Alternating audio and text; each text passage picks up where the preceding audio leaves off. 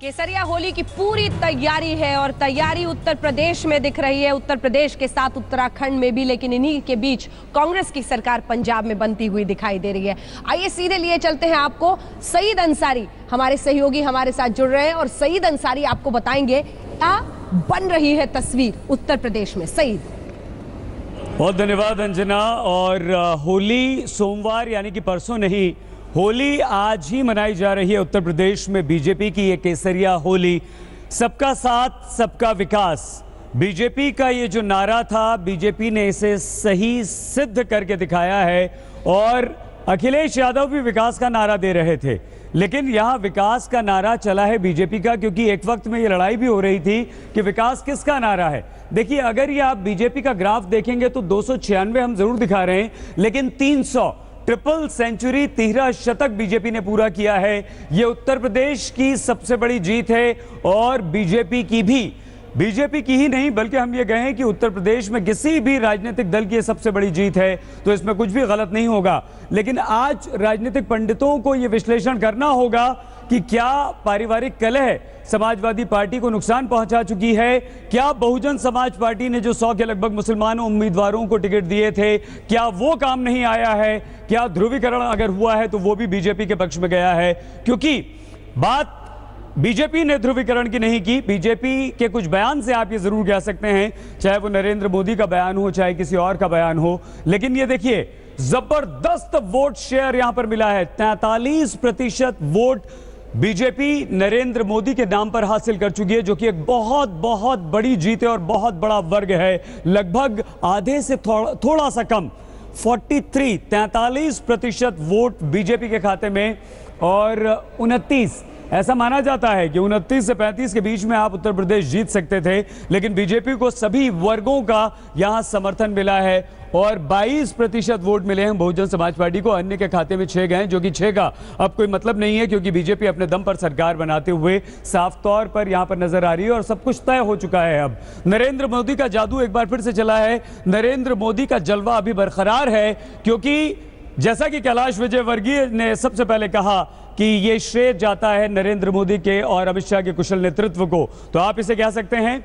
हम यहां पर हमारी सहयोगी मीनाक्षी भी आपको सामने नजर आ रही हैं, जो पंजाब की स्थिति बताएंगी।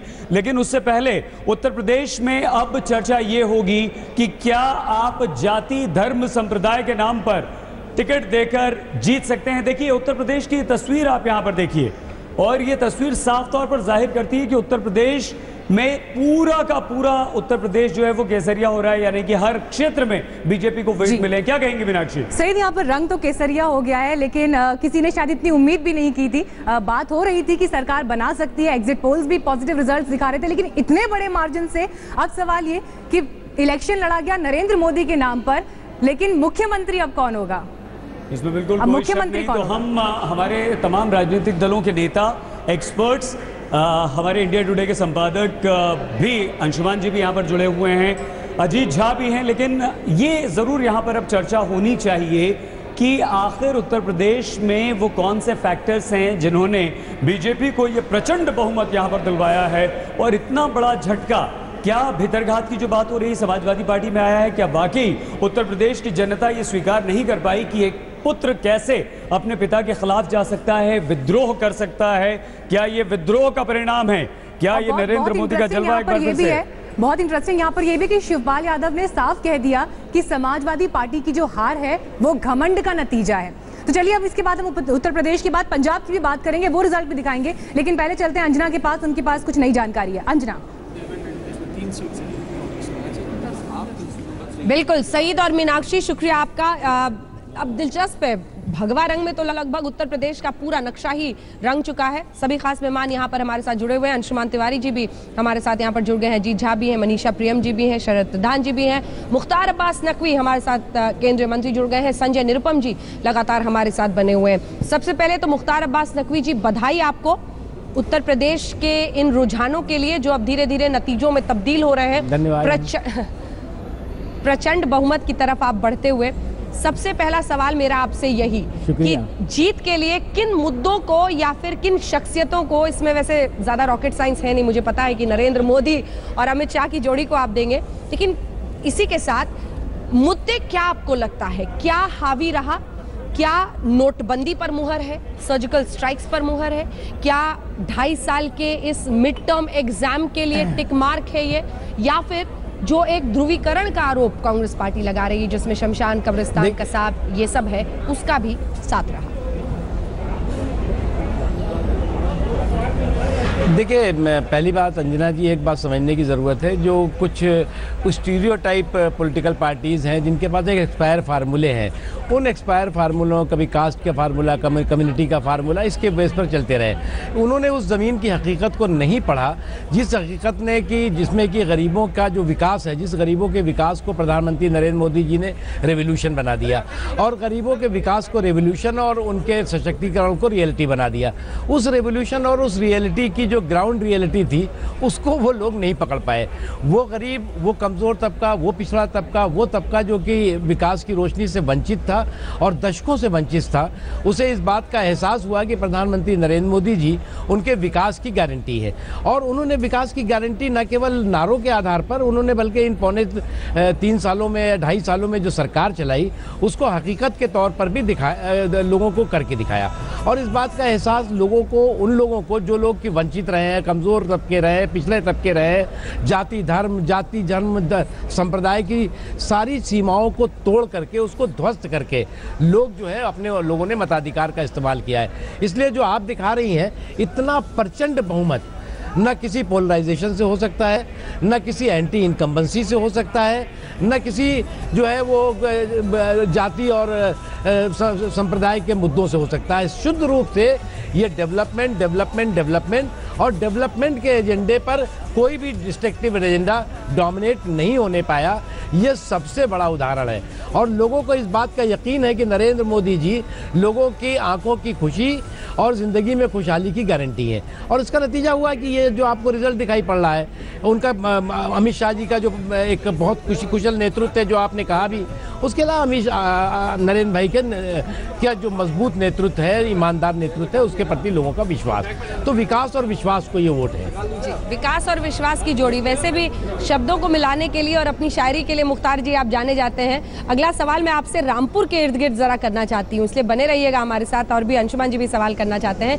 लेकिन संजय निरुपम जी, डटे रहने के लिए शुक्रिया। आज का दिन कांग्रेस पार्टी के नेता कई पीछे भी हटेंगे, हालांकि पंजाब से एक अच्छी खबर जरूर आई है, लेकिन संजय निरुपम जी, हरीश रावत अपनी दोनों सीटों पर हार गए हैं। किच्छा और हरिद्वार ग्रामीण, जहां से वो लड़ रहे थे, दोनों ही सीटों पर हार गए हैं। अब क्या ये क्या बता रहा है?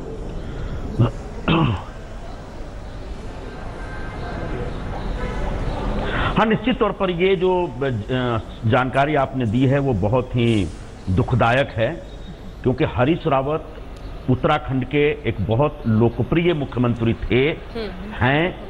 उन्होंने बहुत अच्छा कैंपेन किया, आधी रात तक वो लोगों के बीच रहे, काम करते रहे। बावजूद इसके अगर उत्तराखंड की जनता की पसंद भारतीय जनता पार्टी थी, तो उस जनता की पसंद को हम स्वीकार करते हैं, उसको हम सलूट करते हैं। लेकिन हरीश रावत ने अपने कामकाज में कोई कमी छोड़ी है, मैं तो कम से कम दूर से जो देख रहा हूं, समझ रहा हूं, उससे मुझे ऐसा महसूस नहीं होता। लोकप्रिय का विशेषण आज कैसे चलेगा सर? अगर कोई लोकतंत्र में दोनों सीटों पर हार जाए तो लोकप्रिय का विशेषण तो फिर बेमानी हो जाता है।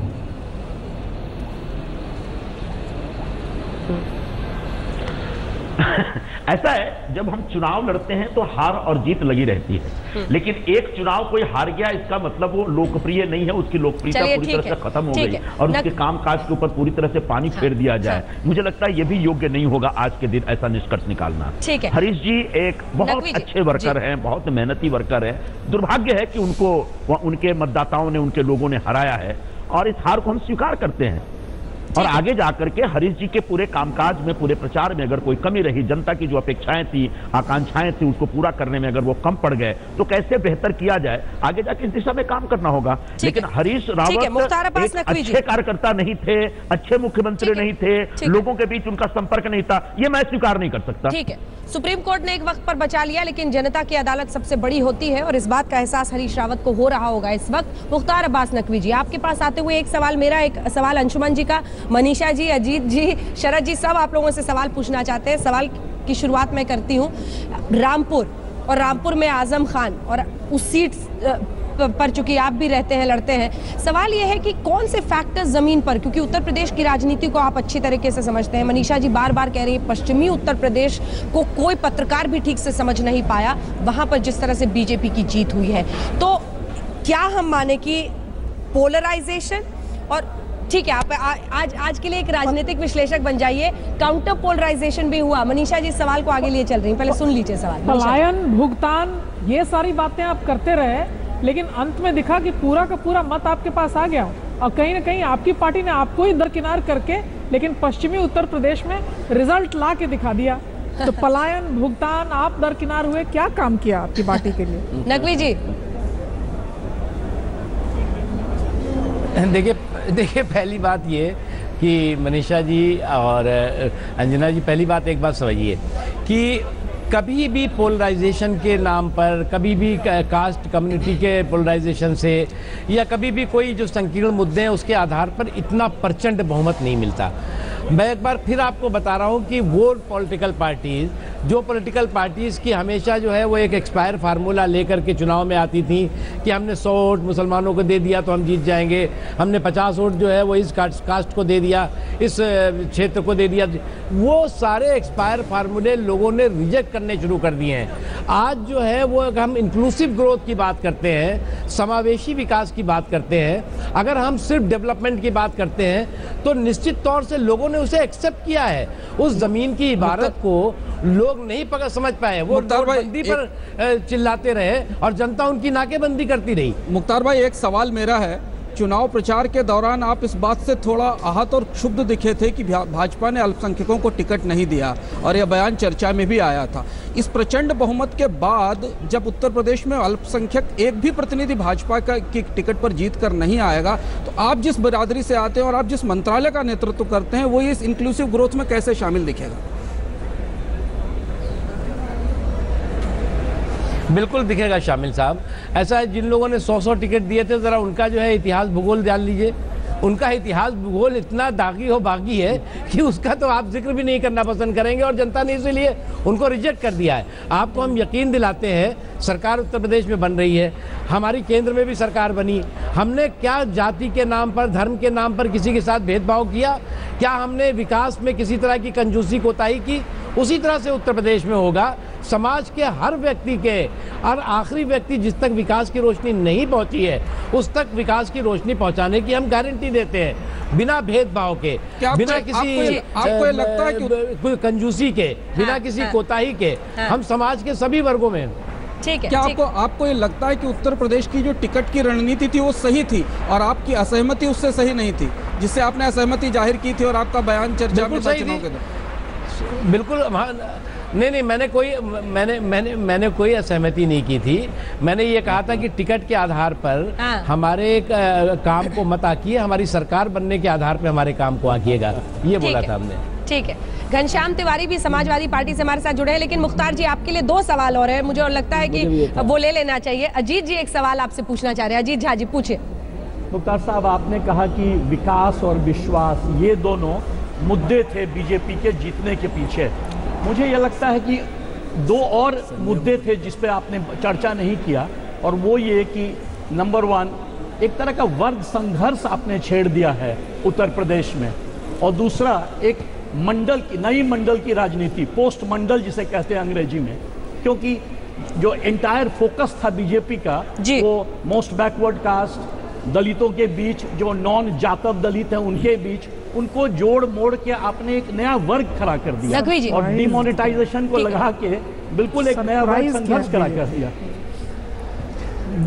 देखिए, मैं मानता हूँ कि आप अगर इसको वर्ग कहते हैं, ये वो वर्ग जिस वर्ग तक की विकास की रोशनी नहीं पहुंची, ये वो वर्ग जिस तक की विकास की रोशनी पहुंचाने में कुछ सत्ता के दलाल, कुछ भ्रष्टाचारी, कुछ बेईमान जो है रोले अटकाते रहे, और अगर आपको लगता है कि वो गरीब तबका, जो पिछड़ा तबका, जो कि वंचित रहा है, उस तबके को जो है, उस तबके के आंखों में रोशनी और ज़िंदगी में खुशहाली लाने का संकल्प लेकर के भाजपा और नरेंद्र मोदी जी काम कर रहे हैं, इसे आप वर्ग संघर्ष कहेंगे?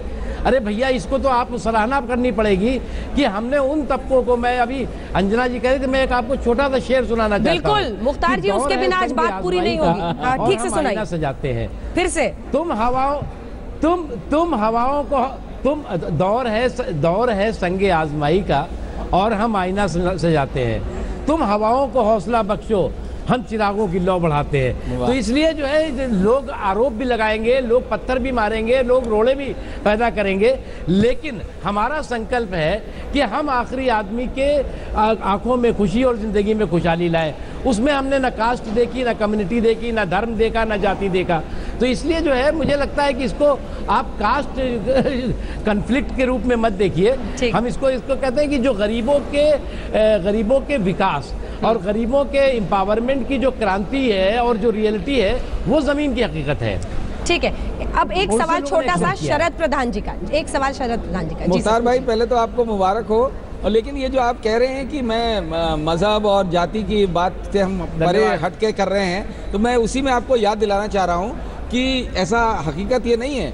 हकीकत तो ये है कि आपने जो दलील दी कि हम मुसलमानों को इसलिए सीट नहीं दे सकते क्योंकि विनेबिलिटी नहीं है, लेकिन आज की तारीख में देवबंद जैसी जगह जहां 72% मुसलमान आबादी है, वहां पे आपका कैंडिडेट जीत गया है। वो तो कम से कम एक जगह थी जहां आप अगर किसी मुसलमान को खड़ा कर देते तो वैसे भी जीत जाता। और उससे क्या जाहिर होता है देवबंद की जीत से, कि क्या वहां के मुसलमानों ने भी आपको वोट दिया है? नकवी जी। बिल्कुल, पूरे उत्तर प्रदेश में समाज के सभी वर्गों ने, सभी समाज के हिस्सों ने भारतीय जनता पार्टी को वोट दिया। इतना बड़ा प्रचंड बहुमत किसी एक हिस्से के वोट देने से नहीं होता। का जवाब है, पहले वाले का तो बिल्कुल इस बात को अमित शाह जी ने भी कहा, प्रधानमंत्री जी ने भी कहा कि हम समाज के सभी हिस्सों को साथ लेकर चलने में यकीन करते हैं। उनका हम सहयोग भी चाहते हैं, वोट भी चाहते हैं, और लोगों ने वोट दिया है। हम इस बात को पूरे विश्वास के साथ कह रहे हैं कि सभी वर्गों ने वोट दिया है, और इसका नतीजा आपके सामने है। उसका पहला सवाल का जवाब दे दीजिए जो ज्यादा जरूरी है, क्या वजह है कि टिकट नहीं दिया? वहां पे क्या आड़े आ रहा था कि टिकट देने में आपको? चलिए, ये सवाल पूछने के होते हैं। जो रणनीति गई और जो रणनीति चल पड़ी, उसी को चलती का नाम गाड़ी हिंदुस्तान में कहा जाता है। और इसीलिए घनश्याम तिवारी जी, संजय निरुपम जी हमारे साथ हैं। आप दोनों के लिए भी बहुत सारे यहाँ पर सवाल हैं, लेकिन ब्रेक पर जाने से पहले एक ईमानदार सवाल, जिसका ईमानदार जवाब मैं चाहती हूँ आपसे, मुख्तार अब्बास नकवी जी। मैं रोक नहीं पा रही हूँ अपने आप को पूछने से। आप भी अचंभित हुए हैं इन आंकड़ों से? क्योंकि इंटरनल पोल भी 200 से 250 के बीच का ही था, 300 तक पहुंच सकते हैं। अचंभित? देखिए, ये बात सही है कि हम लोग, सब लोग, जितने लोग थे, वो 260-65 के इर्द गिर्द ही सोच रहे थे। लेकिन अमित शाह जी बहुत कॉन्फिडेंट थे। वो लगभग जो है वो 300 के इर्द गिर्द की बात करते थे। और मैं तो बिल्कुल, हम क्या, आप सब लोग अचंभित हैं, और जितने भी जो है वो राजनीतिक पंडित हैं वो अचंभित हैं। इसलिए कि वो जो ज़मीन की इबारत लिख गई थी, ज़मीन की जो हकीकत थी, जिसको मैंने कहा कि जो गरीबों के एम्पावरमेंट और गरीबों के सशक्तिकरण का जो एक ज़मीनी सच्चाई थी, उसकी इबारत को बहुत कम लोग समझ पाए। ठीक है, ठीक है, आप बने रहिए हमारे साथ। तो बड़ी खबर ये, हम जो लगातार आपको दिखा रहे हैं, रुझानों के मुताबिक अब नतीजों में भी कई नंबर तब्दील हो रहे हैं। ट्रिपल सेंचुरी लगाने की तरफ भारतीय जनता पार्टी उत्तर प्रदेश में बढ़ती हुई, उत्तराखंड में भी बन रही है इन्हीं की सरकार, कांग्रेस पार्टी हो रही है सत्ता पर काबिज। पंजाब में जीत का जश्न एक तरफ भारतीय जनता पार्टी के कैंप में, तो जहां सबसे ज्यादा मायूसी है, जरा वहां भी झांकने चलते हैं। समाजवादी पार्टी की तरफ से घनश्याम तिवारी हमारे साथ जुड़ गए हैं। घनश्याम तिवारी जी, काम बोलता है फ्लॉप, यूपी को ये 7 पसंद है, फ्लॉप यूपी के लड़के पर भारी पड़ गई गुजरात की जोड़ी। अब क्या हार के कारण क्या समझ में आ रहे हैं? आंकड़ा देखिए कहां से मट कर रह गए। देखिए, जो अच्छा नेता होता है उसे अपने काम पे फक्र होता है और उसे आंकड़ों की परवाह नहीं होती। हम भारतीय जनता पार्टी को जीत की बधाई देते हैं, उत्तर प्रदेश की जनता को बधाई देते हैं। हमने एक अच्छा अभियान चलाया, एक पॉजिटिव अभियान चलाया, और इस पर हमें गर्व है। रही बात कि हम आगे क्या करेंगे, हमारे पास एक युवा नेतृत्व है जिसे पूरा प्रदेश पसंद करता है। हम उस युवा नेतृत्व के साथ उत्तर प्रदेश को आगे बढ़ाने की और राज्य में शांति और खुशहाली दोनों रहे, वो आगे बढ़ते रहे, इसका प्रयास करेंगे। एहसास है क्या कि जो गुजरात के प्रचार पर महानायक को सुझाव दिया था, ये सब पसंद नहीं किया लोगों ने? देखिए, प्रधानमंत्री जी की लोकप्रियता अच्छी है और उनका प्रचार तंत्र, भारतीय जनता पार्टी का प्रचार तंत्र प्रचंड है।